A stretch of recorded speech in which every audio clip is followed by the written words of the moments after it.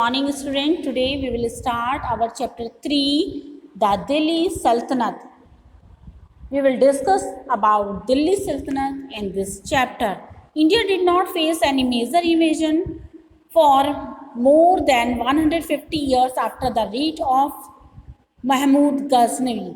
महमूद भारत ने कोई ऐसा मेजर इन्वेजन या आक्रमण नहीं फेस किया 150 साल तक। महमूद गजनवी ने जिस तरह से यहाँ पर रेड डाली थी, it was by the mid 12th century that a ruler of Gaur, a small principality of in Afghanistan, Muhammad Ghori, attacked and captured part of Punjab and Sindh।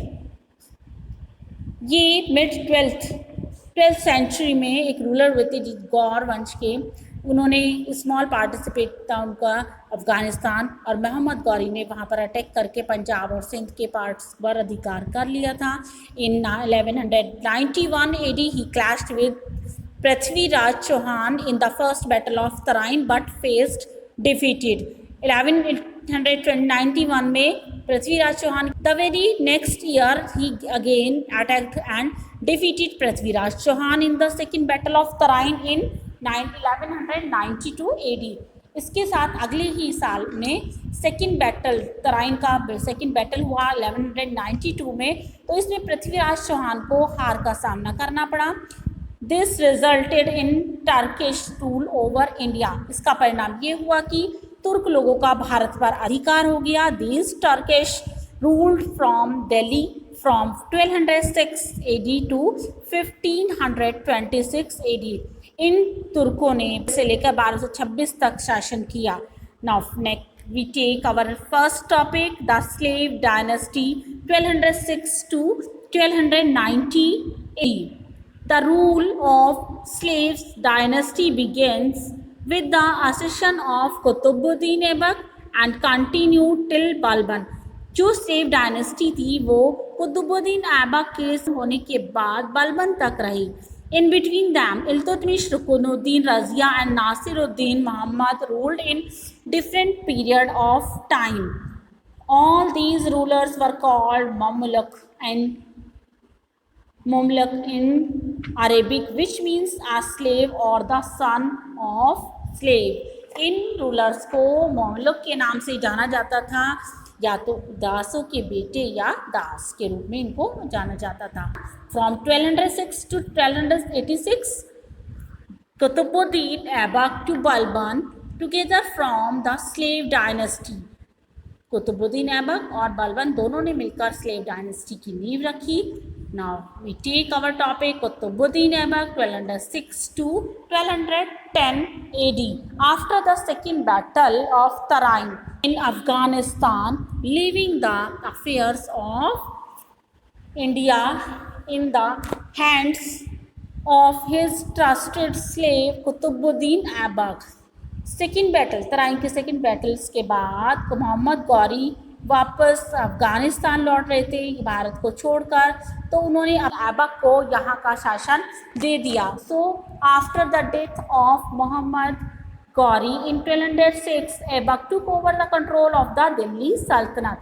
इसलिए कुतुबुद्दीन ऐबक की मोहम्मद गौरी की डेथ 1206 में होने के बाद कुतुबुद्दीन ऐबक ने पूरे दिल्ली पर कंट्रोल कर लिया और दिल्ली सल्तनत के ऊपर उन्होंने अपना शासन स्थापित किया। He cut off links with Ghor and started the propping India on its own independent lines. उन्होंने गौर वंश से अपना लिंक कट ऑफ किया और एक नए तरीके से Iltutmish in 1210 Aibak died in of injuries due to a fall from the horse while playing polo.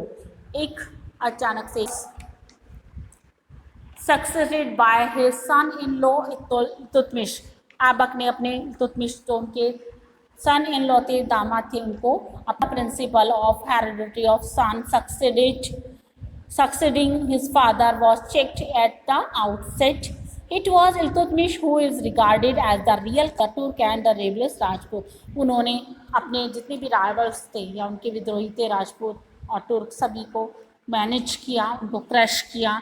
He also showed Mongol invaders उन्होंने वहाँ पर अपनी बुद्धि के द्वारा जलालुद्दीन जो कि ख्वारिज़्म के रूलर थे अपने आप को he saved the nascent Delhi Sultanate from Delhi death and destruction. While taking all the decision, Iltutmish consulted the Turkish noble sometime for 40 और चहलगानी। इसके बाद उन्होंने दिल्ली सल्तनत में जब उन्होंने डिसीजन लिए तो उनके तुर्क जो नोबल थे उनको चहलगान 40 लोग थे तथा revenue. Next topic is Razia Sultan. Iltutmish was a broad minded ruler. Iltutmish एक बहुत ही ब्रॉड माइंडेड रूलर था। उसने प्रूव कर दिया कि सिर्फ बेटे ही शासन को नहीं संभाल सकते हैं, एक बार दिया।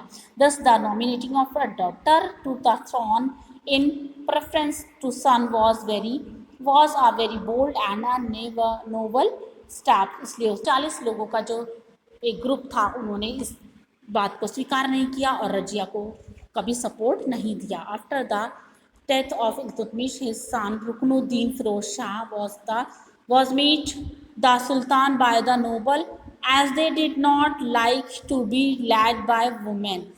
फिरोज शाह जो बहन को या अपनी एक सिंहासन पर एक वुमेन को पसंद नहीं करता था। Ruknuddin was not fit to govern the sultanate. Ruknuddin योग्य शासक नहीं था, इसलिए वो रजिया को उसने with the popular support of the city population according to the wish of Iltutmish, इसलिए उसने रजिया को सपोर्ट दिया उनकी विश के according. After becoming the ruler Razia refuse to be a puppet. Ruler बनने के बाद, शासन पर बैठने के बाद गद्दी पर, तो रजिया ने उन लोगों के हाथों की कठपुतली बनने से इनकार कर दिया। She regarded female dress and started holding court with the face unveiled. उसने फीमेल ड्रेस को भी अस्वीकार कर दिया और कोर्ट में वो बिना पर्दे के बैठने लगी। She even hunted and led the army in war. वहाँ तक कि उसने आर्मी या वॉर में भी, युद्ध शासन में भी भाग लिया। However, she faced a lot of opposition from the Turkish noble who did not approve of her independent way। जबकि उसने बहुत सारी opposition प्रॉब्लम्स को फेस किया, नोबल्स ने कभी भी उसका साथ नहीं दिया। One important chronicler of that शासन का था वो खत्म होता है। नेक्स्ट